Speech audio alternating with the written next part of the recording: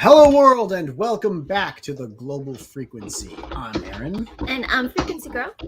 And today we are joined by Anthony Pollock from Soda and Telepaths, here to talk to us about his current comic book, Producing the End of the World, now in crowdfunding over on Kickstarter. Anthony, welcome to the show. Thanks for having me, guys. How are we? Oh, happy to have you. So I noticed you have a bit of an accent. Where are you from? I am from Australia. The state I'm from is New South Wales, and I live. Everyone knows where Sydney is, so I live about 2.5 hours north of Sydney. Very cool. A lot of stuff going on in New South Wales these days. Would you consider yourself a bogan by any chance? Well, I think it's like any American has a hillbilly tendency, just like any Aussie has a bogan tendency. So probably a little bit more evolved than the classic bogan, but there's definitely that streak there. Yeah, right. I mean, we're not talking bush pig here. We're still talking, like downright Oz lover, right? I mean, what's your stance on bin chickens? They save us from picking up rubbish. Yeah, that's true. They drink the juice. So, did you grow up in Australia? Have you been there your whole life? I did. I've been in Australia my whole life. I was born in Sydney and spent most of my time in, I guess, Newcastle, and then moved down to Sydney, and then had a family, and then moved back up here because suburbia is friendlier for families. For raising families and keeping out of the big cities. Before we go any further, let's say hello to the chat. See who we've got with us. Frequency Girl. What you tell me? We got Ollie from 656. Hell, Oliver, what is going on, my dude? Thank you for dropping in and spending some time with us tonight. We have Mo Biggs. What's up, Mo Biggs? It's a stream. It is. It is officially a stream. We have Good Stuff in the house. What's up, Good Stuff? Bow. How you doing, brother? Looks like we may have another lurker there, but So, how'd you fall in love with comic books? If we wanted to go way back, I guess my love for comics started with, newspaper strips, The Phantom, over in Australia, in libraries and even school libraries. There's the sort of the mainstay of comics was always like Tintin. Not sure if Americans get much into Tintin. Asterix and Obelix was a big one as well. So they're very much European comics, and I guess because we're a bit of a Commonwealth country, we get a lot of the European stuff over here. So that's where it started with. So you're familiar with like the Belgian school of comics, like Little Nemo and stuff like that, the real Euro style books. So not much superhero fare growing up. Any American comics or Japanese manga and stuff like that. I was a big Amazing Spider-Man fan. I was a big Uncanny X-Men and X-Force were pretty much my go-tos when it came to American comics. Generation X, that type of stuff. That's where it started. Yeah, but Tintin's about the dude. Yeah, but there is a dog. Yes, there is a dog, but Tintin yes, there is not. a dog. Snowy. Yeah, I didn't mean that Tintin was. That's what you said. You dog. said, "Is he a dog?" I'm like, no. The little white dog. Yes, there is, but And then I thought Asterix maybe and I was Obelix thinking and Rin Tin Tin. the but that's a Vikings, different the looking French dog. Vikings. Don't you know the big fat French Viking and the little one with the big mustache? And yeah, you don't know the Phantom. You know the Phantom? Yeah. Who's your favorite X-Force character?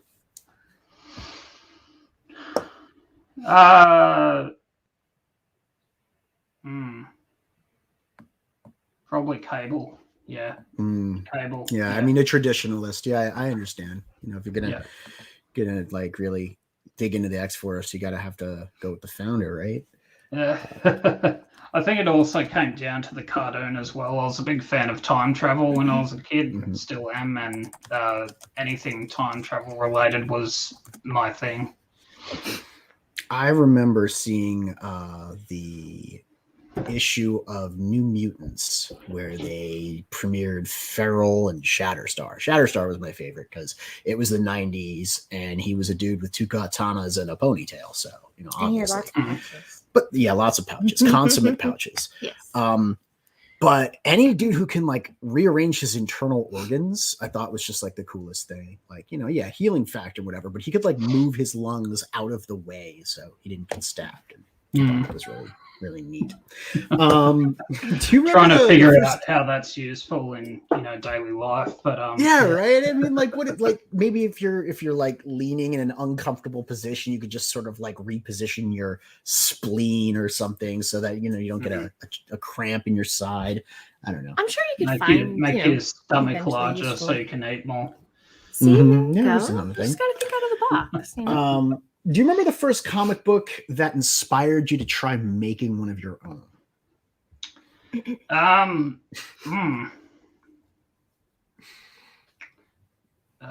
Can't really think of one. Not one that really comes to mind. I used to like drawing a lot when I was a kid, but I was a big I really enjoyed Sonic the Hedgehog, like the Archie comics run. The IDW one's a bit much, but the one in the late 90s I really enjoyed, and I guess I kind of tried to make a comic book, tried to draw them when I was a kid. That was sort of the first inspiration. Yeah. How do you feel about like, what's your stance on anthropomorphic animal characters like Sonic, and what about like animals that are like part one animal and part other animal, like you know a tiger spider or a shark and a dog, but or a platypus also bear. Yeah, platypus bear, but they're also like I've people been watching Avatar because they're animals, but they're also people. Would you go for something like that, being a Sonic fan? I would go for anything anthropomorphic, really. That said, I'm not really into furry comics as such. It's just not like werewolves are you know, I mean, they're not really anthropomorphic wolves; they're like werewolves, but similar. You know, like they've got animal characteristics and stuff like that. You got a friend of the channel who's working on a book that's about that, anthropomorphic characters that are sort of like hybrid animals also, which I think is kind of neat. Yeah, maybe the two of you should Tiger Spider and Wolf Shark. The book's called Shift, and you bill yourself as an editor, right? I mean, I know you write, but you're on this project billed as the editor, right? Editor/curator. Yeah, curator. Okay, curator. Oh, okay. There's a good question. A question from the chat. What do you think about Black Sad? Are you familiar with the book? I'm familiar with the book. I haven't read it, but I tried playing the game, and the game was fraught with all sorts of issues, and unfortunately, I was only able to get halfway through the game. But I feel like the most successful anthropomorphic characters are the ones that are really complicated. I'm not really into the childish ones so much. They're very childlike. So the more human than sort of beast they are, the better. Yeah, you would have really like if you get a chance, you should read Black Sad.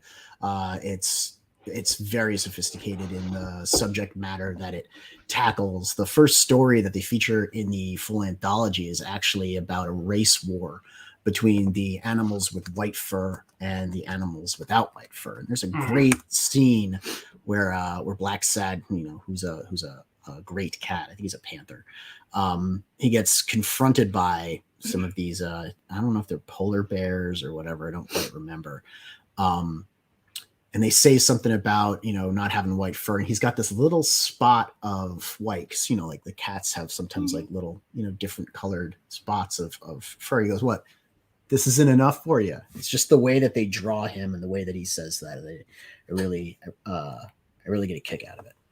Mobig says Black Sad is not only a book, it's an emotion Bancroft feels while recoloring his books. That's true. Good Stuff says the liger is probably my most favorite animal. That's fair. Yeah. And then Ollie was saying Arctic Nation. Thank you. Yes, the fill in the supremacists. info that you're missing. Appreciate it. Yeah. Those pesky K values, definitely feeling that Black Sad. So yeah, I mean, if you are an editor, maybe the two of you should talk, because I think he is looking for someone to help him tighten up his narrative so that he can try and get this out next year. I'll have to try and make an introduction. How'd you get into writing? So Soda and Telepass is a comic book review site and news. So I've been doing that for about just shy of 4 years. So prior to that, I've written for all sorts of different publications. In my day job, I've written plenty of blog articles for our website. So it's really just dipping my toes into things, and I didn't really start reporting on comics seriously till about 4 years ago, around there. So that was my first main introduction to writing about the medium. Oh, about pop culture and comic books in general. Yeah, correct. I hear that. Yeah, how did your site get the name Soda and Telepaths? It's pretty unique, and if I'm not mistaken, the mascot is a mind flayer drinking a soda. So, what's the story there, my dude? He's a squid that is drinking his soda, and he that was just an idea I threw to the guy that created the logo for me, and that's what he came up with. So Soda and Telepass was really just a metaphor for all the things I liked about the 90s era of comics. When you think of soda, you think of Americana, at least I do, and when you think of Telepass, I think of every TV show, every film, every comic book I liked had a telepath in it. So that's basically where the idea came from. So it was just sort of a very loose metaphor on pop culture as a whole. I thought it was a mind flayer. I was like, this guy's got to play D&D. The mind flayers are the race of aberrations from beyond the material plane, and they feast on people's psychic energies, and they have little worms that they put in people that turn into Anyway, it's gross and complicated, but a whole lot of fun. That is the logo that we are talking about. Yeah, he's a squid head dude, right? I mean, yeah, it's kind of it definitely just looks like an octopus, but I was like, maybe it is mind flayer. Hey, Miss Good Stuff. How are you doing? So for 4 years you have been with this site, Soda and Telepaths, where you release pop culture and comic book related content and blog posts. Oh, you did. You founded it. And listicles like 4 reasons why the ukulele is a great instrument to play, and 15 of the best Burt Reynolds mustaches. I think that's my favorite title of the blog post articles. Oh, Alan Dunford said just backed. Looks great. Hey, Alan. Alan's awesome. Yeah, Alan's. Thanks, Alan. Don't you? I will drop it. There, but they have the bed bug, so I will look that up. Sorry. Full sentences. It's the telepathy, right? Yeah, there we go. Exactly.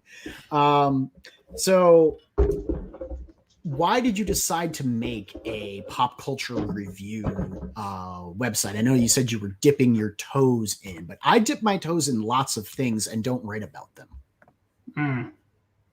I guess that lack of creative fulfillment in my life. I come from a sales and marketing background, and unfortunately, with that day job background, you don't often get to flex your creative muscles so much. So it came from that initially, sort of boredom and the want and need to talk about things that I loved. Right on. So it's passion. That'll bring me to a question that is a huge favorite of the chat. Do you have any sort of professional education when it comes to writing stories with sequential art?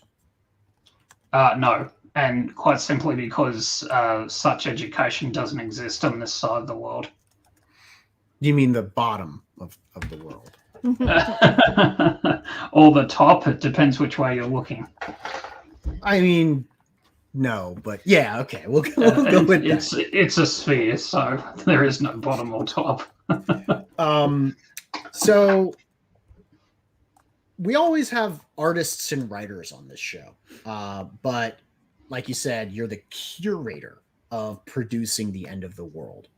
Yeah. What's that like? Is this the first anthology project you've worked on, and how did you put it together?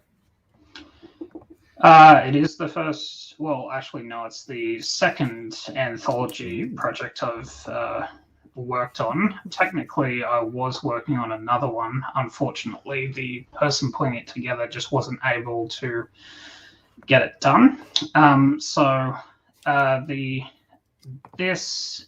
The way I put it together is initially we came up with a pitch for the anthology. The pitch was initially to have people contribute to this anthology series, where it would be 18 stories about an end of the world. And now, producing The End of the World, the initial pitch was that it's up to you about how the world ends, but it needs to end in the script at some point. So that was the idea. We were pretty firm on insisting that there were to be absolutely no zombie stories, because, to be honest, that's been done to death. If you want to read zombie stories, go pick up a Robert Kirkman book. But you've got Ben Templesmith giving you a quote on the page. Well, fellow Australian. That's fair. All right. So no zombies, but you just kind of put it out there that you were looking for a book, or you're looking for people to put together submissions about stories where the world ended, and you just kind of took your pick. How did that people go about making those submissions, and where did you advertise that you were putting this together? Well, we've always had a decent following online, and we've always had a decent readership. So the way that the writers put something together is they need to write a script. The script needed to be 8 to 12 pages, and the artist just needed to show me a portfolio to see if their style was what we wanted to match up with the final writers. How many submissions do you think you got? We got over 250 submissions. Wow. And 100 stories. yeah, about 200 of them were writers as well. So yeah, it was a lot to get through. Usually I ask people who, come on the show to talk about their project what the main character of the story is, who the antagonists are, what's the primary conflict, the stakes, that kind of stuff. But we can't really do that with an anthology, being that there are so many different stories. I think, what was it, 18 stories? Yeah. But there is a common theme, like you said. The end of the world needs to happen in the story. So everyone's talking about how the world ends from different perspectives. How did you, decide which of the stories you liked and which ones to include? Was there anything that you were looking to, talk about or explore subtextually with the stories that you included in the anthology? So it might surprise you to know that we got a lot of the same type of stories. We got quite a few stories involving androids and robots. By the time I was finishing nutting out who got through whose story was selected, I'd had enough of androids and robots, and then we got a few supernatural takes as well. We got a few takes involving wastelands, despite saying that we didn't want zombies. We got quite a few pictures involving zombies. And you just throw those out and be like, no, you didn't listen to the rules of the contest. So those ones were easy to, give the boot pretty early on. But then, what we found is we grouped a lot of them together that were of similar stories, and then we just did a process of elimination in terms of which ones were stronger, which ones told a story that we sort of, and by we I mean myself and my assistant editor Gary Proudley, we saw, we looked at ones to see which belonged in the overarching anthology itself. So yeah. So you and that process is what you would call nutting out. Is that correct? Did I hear you correctly when you used vernacular? Is that nutting out? Yeah, Aussie slang. So basically, we looked at which ones fit the scope of the story that we wanted to tell, and then we removed the weaker players. Right. We would call that confirming the index here in the States. Not every state, just I mean, it is confirming, who's in the book, though, right? Why the end of the world? A lot of people have written anthologies, like Travis Gibb just did one called Cthulhu Invades Oz. He's doing Cthulhu Invades Wonderland. You got the Diaz brothers. They did a superhero anthology called The Lost Pages. It's fantastic. But this is different. This is a bunch of stories where it's not so much the characters that are revolving around a central theme and connected that way. It's completely separate stories that don't interconnect in any way directly, but the question that they are attempting to broach is the central theme. Why the end of the world? I just love post-apocalyptic storytelling. I found an image, but not zombies. Well, you don't need to have zombies to have post-apocalyptic storytelling. That's true.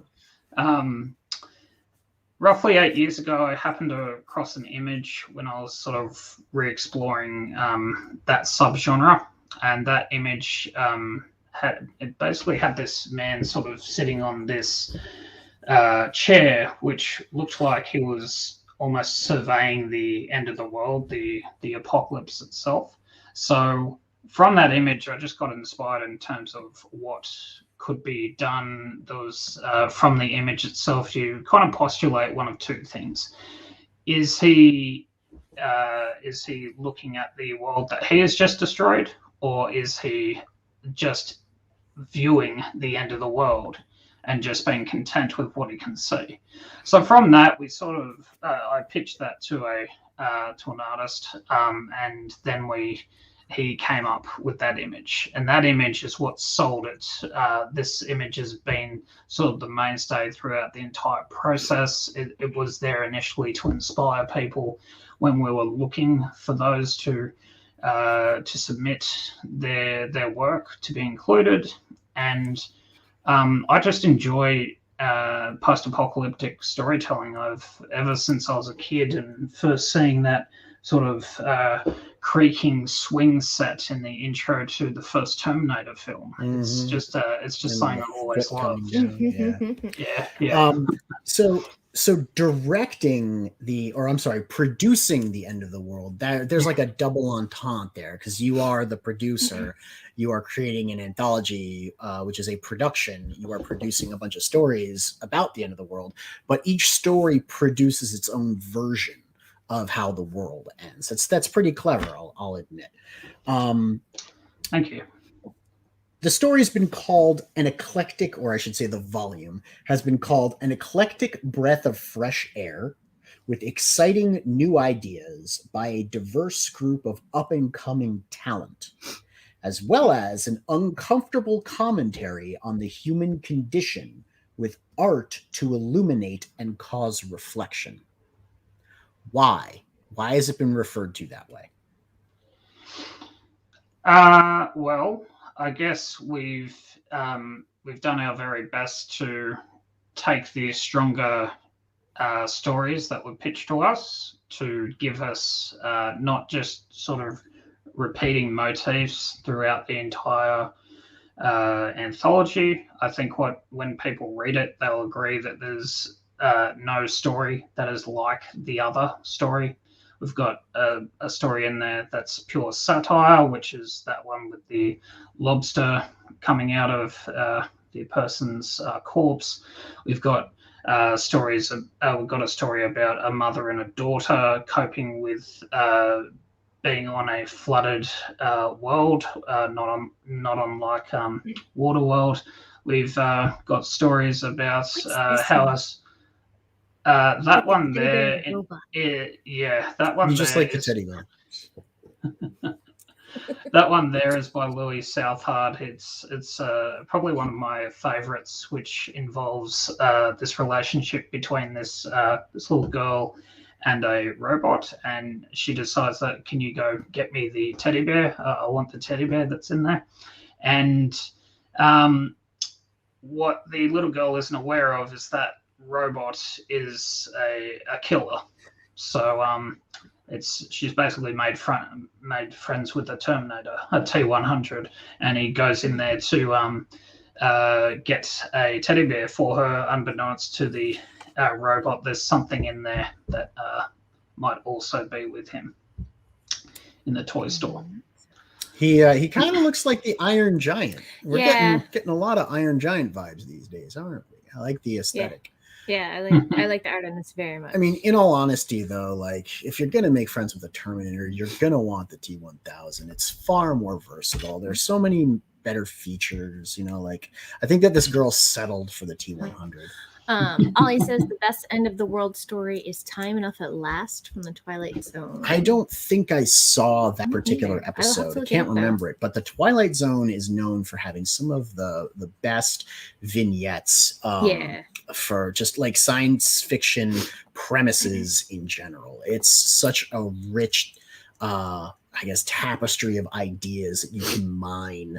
You can see an episode and it can just take your imagination down this long rabbit hole of wanting to flesh that out into an entire larger series. We also have to say hi to Pops and Frog G. Hey, Frog G's been here for a while. I know, but I don't think we ever said hello to him. Well, that's your fault. So I was correcting that. Yeah, okay, good. Yeah. Okay. I'm making sure. Now you can go back to talking.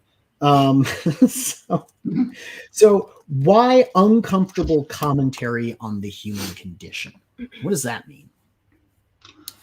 Well, that quote probably relates to the fact that the purpose of this anthology was to look at the human experience when dealing with apocalyptic scenarios in terms of how people will react, how they will act. She doesn't seem like she's panicking at all. She's seeing top lobster here emerge from this dude's chest cavity, and she's just sort of like, yeah, I saw that coming. Well, maybe it's been a while since she's had lobster for dinner. Could be. Maybe she's hungry. Yeah, possibly. Like, ooh, dinner found me. I wonder, why lobster though? I mean, I guess like the carapace element. The thing is kind of terrifying. It's giant lobsters, like undersea spider thing. Yeah, right? Scorpion. I don't know. Cockroach. No, it's not a cockroach. Well, are they cockroaches? I thought like crabs were. I don't know. Or ocean cockroaches. Those giant pill bug things. Yeah. Yeah, to illuminate and cause reflection on the human condition. I would assume that, yes, you're right. It's probably talking about how we cope with grief or a sense of impending loss and that kind of thing. But there's an element of uncomfortable commentary, meaning that we're confronting truths that are somewhat inconvenient for what are you laughing at? I'm being like deep over here and trying to talk about like expects the lobster inquisition. It's funny. The Spanish Inquisition didn't come bursting out of people's chests. Well, I mean, nobody expects the lobster. Anyway. Yeah, he's absolutely right. I wouldn't expect that either. If something did burst out of someone's chest, I would expect it to look far more like a xenomorph, simply because of my conditioning when it comes to science fiction. Same way when, I meet an android for the first time, I'm going to expect like a little bit of a Terminator vibe there because of, my conditioning from science fiction. So, Hi, Dean. End the stream. Just end it. It's time to go. Just end the stream. He's another Aussie from your neck of the woods. Actually, I don't know. Dean, whereabouts from the continent of Oz are you from? Anthony here is from New South Wales. So, I was trying to say something about like the uncomfortableness of the human condition in dealing with grief and everything, but also I was imagining stuff like humanity causing the end of the world, because your cover's got that dude, or I don't know, is it the cover, the man sitting in the chair? Yeah. He's got the director. I don't know. It's not a megaphone. It's whatever they call those things on the set where you yell "cut," and. Yeah, that. Stop. Go on. There's a giant play button in the middle of it, so I was going to go to the actual you're going to go to this. Okay, fine. There you go. Great. So it is a megaphone. So it's kind of like, being that it's directing the end of the world, obviously human activity is at work here. So this idea of uncomfortable commentary, I imagined, would be more about how humanity is bringing around its own destruction, or the lack of giving a shit about what we're doing is potentially bringing about the end of the world. When I saw this and I saw some of those quotes, I didn't really think about the idea of grappling with loss or giant lobsters popping out of people's chests. I thought about the atomic nuclear deterrence, mutually assured destruction. I thought global warming, like you said, one of them's a story about like water world, right? Where they're trapped on a water planet. Well, it's similar. And I guess that goes to what we were trying to achieve. That, I mean, you do think of, like Waterworld and Postman and Terminator and Mad Max and all that type of stuff. Our whole purpose with this anthology was to avoid those sort of stereotypes. So is all of this happening to our planet, or is this considered just another alternate version of our world, so to speak? That's the beauty of being a reader. You get to decide for yourself. Oh, so you're going to be cheeky and like walk around this isn't really our world, but I'm going to talk about the allegorical elements within the context of the world as though they were our world, but I'm not going to mention any names. No, I understand that. It's a touchy subject when you talk about real world scenarios, especially when it comes down to like the type of scenarios being caused by certain people or certain cultures. So earlier I said Ben Templesmith made a comment that's featured on the campaign. He says, it would make the end of the world a little more bearable. To me, that doesn't necessarily go hand in hand with an uncomfortable commentary on the human condition. So how would this make the end of the world a little bit more bearable? Well, I guess if you were expecting the absolute worst, which is detailed in half of these stories, it would make the end of the world a bit more bearable, because the worst can be survived, and the worst you can survive from that which is to come. But I mean, I'm not going to really delve too much into the psyche of people who are kind enough to give me, pull quotes. I'm just happy. I mean, come on, it's just Ben Templesmith, whatever. He's done plenty of stuff, right? All right, so let's talk about the physical book itself. For that, I'm going to need Frequency Girl to stop typing and actually bring the book up. We're talking about French fries. Miss Good Stuff said that they're her kryptonite, and I said mine too. And then Dean said they rot your brain, and my brain is already rotted. So I guess that means I can eat all the French fries I want. And now you are all caught up. Look, it's the book. Great, thank you. You're welcome. 160 pages, full color. I'm assuming that is perfect bound, square bound. Standard comic book size. Oversized? Yeah, Standard. Okay. Yeah. And option for a hardcover. One of the tiers is an option for a hardcover. Yes. You said 18 different stories now. Has that gone up because of the unlocked stretch goals? Two of the stretch goals were to include additional stories in the book, right? Yeah, so what I've done is, as far as fulfillment is concerned, I've budgeted for the worst case scenario of having to have 20 stories in there. So, yeah. It'd be the same thing if you joined and I was talking to Garrett. I think I'm the common denominator. We try not to disappoint Noah. It's our brand, I guess. I thought that was actually a really cool thing to do for the certain milestones that you wanted to hit on the campaign to add content to the book, especially these are by you, aren't they? They are by me. Yeah, that's correct. So you get to put in your 3 cents about the end of the world. Yeah, well, they're 2 stories I've been sitting on for a while. They fit the theme. I also am a big believer in giving rewards in Kickstarter that makes sense. I mean, there are so many rewards out there that include badges and stickers, but for me, a 36-year-old man who has a kid, I'm not going to do anything with those. So I'd rather see something that someone can get some value out of. And if that's more book is always good. Yeah. And if there's an extra 2 stories, I feel like that's a bit more value. The first stretch goal is with a guy that from Spain who specializes in music compositions, and he's done a couple of comic book related soundtracks. You get the MP3s. Yeah. So it's about that. I'm trying to limit the badges and stickers. Well, all right. So I do have to ask you, though, if you had to choose stickers or bookmarks, which would it be?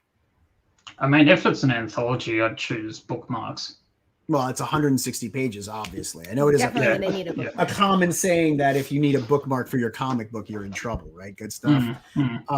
So in which case I would pick sticker. An anthology. Yeah, an anthology you could definitely, want a bookmark. So not much for stickers, are we? In terms of so I'm looking at it from me being a consumer, right? If I'm going to receive the sticker, what am I going to use it for? I'm not going to use it for anything. I'm sooner probably throw it in the trash. And that is because I have nothing to use it for. I'm just not using stickers for anything.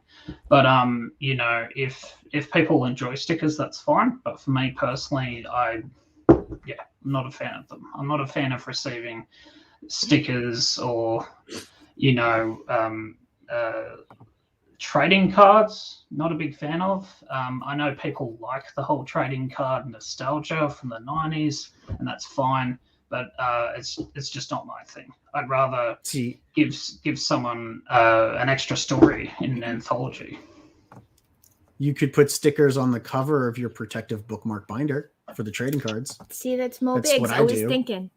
I have a binder with sheets of trading cards in it, and then you stick those stickers on there. See, I thought you didn't like stickers because you mentioned you're a dad, right?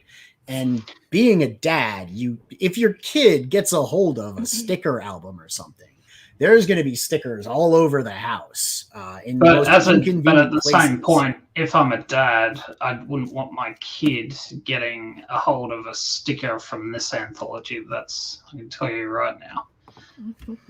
Yeah, I understand, Hicks. Not everybody can embrace the sticker, and appreciate the humble sticker for what the sticker can truly accomplish. It's okay. We need people like this to remind us that those of us who are able to achieve the truly impeccable quality improvement that we do with stickers, it sets us apart from the pack, right?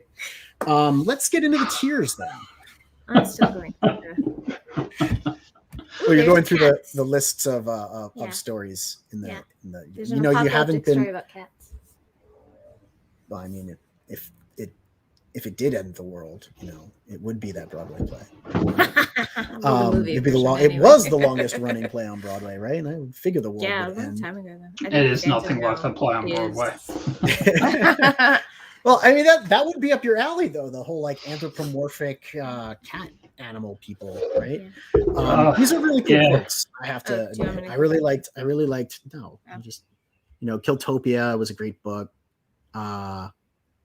Wait, am I thinking of the right one? Was Killtopia a book? Yeah, it was a graphic novel by Dave Cook. Yep, a grim yet hopeful collection of stories. This is cool, and I really liked how you did this, which is all of the people that were involved here, right? The honored dead. I think that's neat. Yeah. I like how you're scrolling through, like everyone watching at home is going to read as fast as you scan things. Here, look at this thing. It's my fault. Whoosh. I don't read. Reading, in case you didn't know, is incredibly uncomfortable for me to the point of like causing physical, discomfort.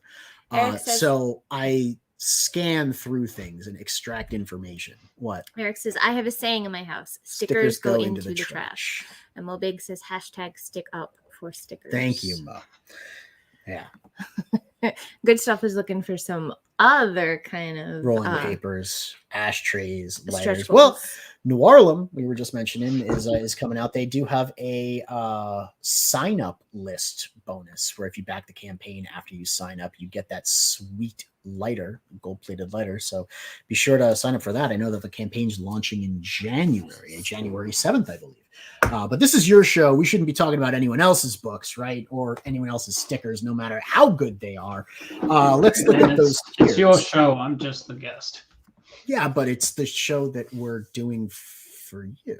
So, you do have a lot of interesting tiers. You got the digital, right, which was $25, but you've got the physical version starting at $40, and then you do this interesting thing where you go up in small increments. For $5 more, you get the physical tier with the scripts. Now, that's the scripts for each of the 18 stories. Yes. Yeah, and they're all written differently by the different people that wrote them. So you can see a whole different variety of script writing methods. Yes. That's the idea. Yeah. I think that's worth $5. Easily worth $5 for that. Yeah. Then all of those are Aussie dollars as well. So dollary dues. Yeah. So it'll be different. So when people, I guess pledge, they're gonna see a difference in the currency. So it'll be less dollars than dollary dues for Americans. Gotcha. Yeah. Yes. Really? Wow. That's you can't resist that then. Yeah, so it's even less than $45 if you're in the US. Yeah, that's like. I mean, figure. I mean, all up, and sorry to interrupt, but there's 30 creators. Yeah. 160 pages. Yeah. Yeah. There's 30 creators all up. Each creator at some point has been that person who has thought about wanting to create a comic or a comic script. And we figured that there's other people out there who are in a similar boat. So why not provide them with that option? Yeah. I mean, I absolutely agree. Like the script kit basically is one of the things that I would go for. I got my hands on a Don Chin script, fought like hell for it. Yeah. Because I wanted to have the physical element of it, but also because I like looking at the way that people structure their scripts and if they have handwritten notes and how they go about formatting everything and what. Yeah, it's interesting to look at. Why are you getting near me? Why are you getting close to me? I was just leaning over. Okay. All right. Yeah, it is an interesting thing to have. Then for $50, you get the director's cut. Now, when I think director's cut, I think creator's commentary, right? Does that have like your thoughts, notes, or the thoughts and notes of the different writers and artists who worked on these? What constitutes the director's cut? What do you get with that tier? So director's cut is me sitting down and interviewing the writer and artist of each story about how they felt the overall process went, what their inspiration was, how the editing process was for them, about everything.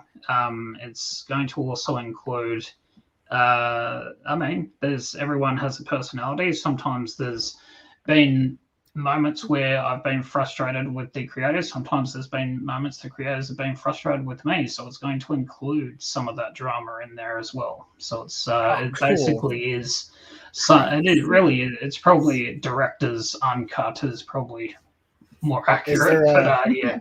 Is there any sort of like Don All the Cheadle, Sebastian Stan's chemistry in those commentary notes? Like anybody, having a really good banter? Am I gonna get the director's cut and open it up and be like, full book? I want to read more about these guys. They're presented in podcast format, so they're all going to be MP3s that people can keep and do with them what they want. Yeah. That's really cool. I appreciate the way that you're kind of integrating audio and visual together here. I mean, visual as far as like printed material, not videos. But the idea that you're including more audio stuff on the campaign, I like the idea of doing the soundtrack as a freebie for the stretch goals, and I like the idea of including these audio files for the interviews. Personally, I wouldn't ever want to do that because I think my voice is awful. And I wouldn't want to have a recorded version of me talking. And yet, we do that 30 times a week. I don't have to listen to it. Oh, that's fair. Other people do. Other people listen to me talk. No, I wouldn't want to be giving everybody, an MP3 of me, talking about my book. But I do think it's cool when you get to interview other people, which is like what we do on this show. So I would not be adverse to doing something like that. I thought though that it was going to be, I guess, like special moments or insights or things that were particularly meaningful to the creator about the story or moments in the script or things like that. And like, the behind the scenes stuff, which I think is also really cool to do. Then $60 will get you the hardcover, right? Yes. And for $500, you'll where is it? Give me Stop. There. Okay. Yeah, it is there. Yep. You're talking about I'll run the campaign? Yeah, you'll run the campaign. So I know it says in the description that includes press releases, copywriting for the campaign. You just made it even smaller, so I can't read it over your shoulder. And setting up podcast interviews, stuff like that. I also assume it might include something on the Soda and Telepath's website, so you could be featured up there next to stories about Deanna Troy's best quotes and stories about ukuleles. And the best mustaches. Awesome. Yeah, the best mustache. That's honestly that's insight right there. Being knowledgeable enough to be able to talk about the 15 best Burt Reynolds mustaches. Like that's some serious pop culture knowledge. But we try to keep the website as fun as we can. It is fun. What possessed you, seeing as how running a crowdfunding campaign is already kind of a pain in the ass and can be very draining. And it's a lot of work that goes into creating the campaign itself and then promoting the campaign. Why in God's name would you decide to run someone else's campaign for $500 and have a tier where you offer to do that 10 times next year? Well, I already do it. And again, it's just about creating a bit of value for someone who wants to spend a bit more and wants to support the campaign a bit more. So that's what it's really about. I've run and project run 4 other campaigns. All of them were successful. So it's just I figure I may as well, because at the end of the day, I want this campaign to be successful. And the way I figured it was if I am still going to run campaigns for people, why not include that as an option in the campaign itself? Because that way everyone wins. That way I get to continue running campaigns for people, and I can also do as much as I can to hopefully fund this campaign itself. Is the $500 tier also available to the countless users of Zoop, or is it Kickstarter exclusive? Mo, I still think you have to be invited to Zoop. So I don't think it would apply to Zoop. I think this is a Kickstarter exclusive tier, although I do have a question that I want to ask you later about why Kickstarter, not Indiegogo. But before we go further, I want to say hail to Rich Ayala, who showed up in the chat, as well as to 24 Eyes. What's up, gentlemen? Thank you so much for dropping in and hanging out with us tonight. We are talking all about Producing the End of the World, an anthology of apocalyptic stories currently crowdfunding on Kickstarter. So, why don't we answer that question now? Why Kickstarter of all of the crowdfunding platforms, and why offer to continue to run other people's campaigns on Kickstarter? Would you ever consider helping them run campaigns on Indiegogo? Oh yeah, certainly. It's just it's really just a I mean, at the end of the day, the process is the same. You still have copy that you need to write. You still need to get your graphics sorted out. You still need to contact press outlets. The process is exactly the same as far as I'm concerned. So if look, at the end of the day, if I'm not wholly and solely, dedicating myself to what it says in that tier verbatim, that's not what I'm doing. If someone said to me, if this funded, for instance, and then it comes to the part where contact that person to run their Kickstarter campaign, and if they said to me, Anthony, instead of this, how about if you got me to do this on Indiegogo, or what if you got me to do a campaign for this other thing instead of that? Yes, I'm flexible on it. Yeah, you're just trying to help people make the thing that they want to have reach the rest of the world a reality. And I find that actually very admirable. I know I was teasing you, like, why in God's name would you want to do this 10 times?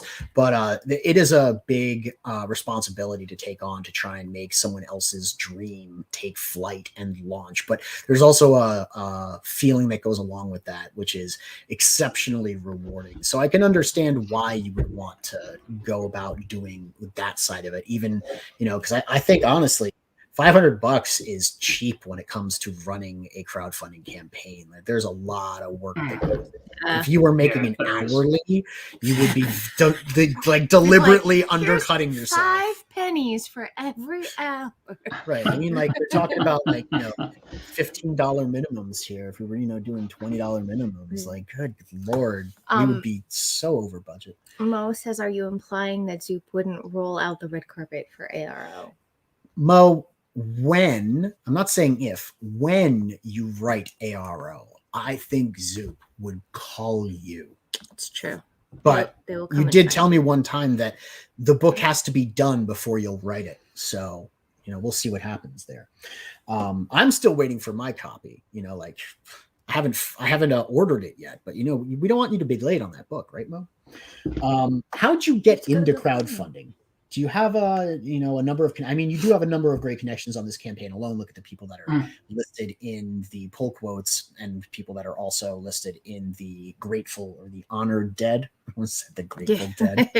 Not the grateful dead. Oh, they're all stoners. I feel like Rogue's Gallery had been used too many times, so I need to come up with something on my own. And also, it's the end of the world. They're all going to die anyway, so it makes sense. When did you get into crowdfunding? How did you get into crowdfunding? Why Kickstarter? And do you continue to plan producing do you plan to continue, I can't talk, producing things like this for the foreseeable future? Is this what you want to do, be a producer of crowdfunding campaigns? I want to be a producer. Short answer would be yes. Yes, I do, but more of my own. I'll definitely endeavor and strive to do everything I can to help others, achieve their crowdfunding goals for a fee. It's definitely something that that I'm more sort of pivoting Sutter & Tolpass towards. I see more value in that, and the harsh reality is, when you look at SEO and you look at SEM and you look at how many people search for indie comic books, it's very insignificant. The chances of someone looking for X title from Scout Comics or Image Comics is very small, and then when you look up how many people are looking for a review for one of those obscure titles, it's again even tinier. So I feel like this is a better way to to help people out. Alejandro Villas using my catchphrase when he comes into the chat. Hey nerds, good to have you with us, Alejandro, Infinity Comics. I know Alejandro's having a little bit of trouble right now, or at least he feels he's having a little bit of trouble right now growing his channel. So if you guys are out there watching, please subscribe to Alejandro. Frog, if you could drop that link, I know he would appreciate it. We want him to have more subscribers than we do. He might actually have achieved that, so whatever. But if you wouldn't mind heading out there and clicking the little red subscribe button, I think that would go a long way towards cheering him up. Do you have any advice for fledgling creators who are trying to get into making books, or any words of wisdom for the noobs? I would say if you're looking to create a comic book, I would say do your research into the different moving parts of what it takes to make a comic book. If you don't do your research and then you go straight to Kickstarter and you're not organized, or Indiegogo and you're not organized, then you cannot afford to not understand the various moving parts. You can't afford to not understand the key relationships between different your writer, your artist, your fulfillment. You need to understand the printing side. You need to understand the promotion side. You need to understand everything. So there's a lot of unknowns too. You need to understand what you don't understand. Yeah. That's right. Very good, Babylon 5 reference there. Hey, and that is we're gonna have fun, right? And that's very much an apt analogy for Kickstarter. The more you begin to understand is the more you'll begin to not understand. And that's definitely true. Yeah, there's a lot of mysteries to crowdfunding that you come across, and I know some people who have gotten into crowdfunding. I don't know if prematurely is the right word, but perhaps without all of the benefit of foreknowledge that some of the rest of us have been able to acquire by studying, or by talking to a lot of different people, or by getting advice from people. And like, hats off to people like that, like Connery. They jump in with both feet. They're enthusiastic. They want to make a campaign, and they get close. They get there, they catch the interest of somebody like you who'd be interested in helping them get the exposure necessary to have their campaign really, take flight. But they manage to do that just a little bit too late to get the fulfillment achieved. So it really is important for you to do the research, or at least make the contacts within crowdfunding, so that you can start learning from those people and learning the ropes if you want to go and do something like crowdfund a comic book, especially. And engage with the community. You need to engage with the comic book community. If you don't do that, and then you wonder why you don't get funded, then that is the reason. You need to be active within the community. Mo Big says exposure is vital. Yeah, and Mo pays people in exposure. So if you feel like getting some of that sweet exposure so that you can succeed in crowdfunding, you could always go work for Mo, right?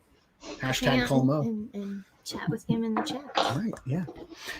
So do you have anything else you want to say to the audience before we take off? I think we dropped all of your social media, or at least relevant social media information. We're not going to dox your Tinder profile or anything in the description of the video. Yes. Do you want to let people know where they can reach you in case we missed something?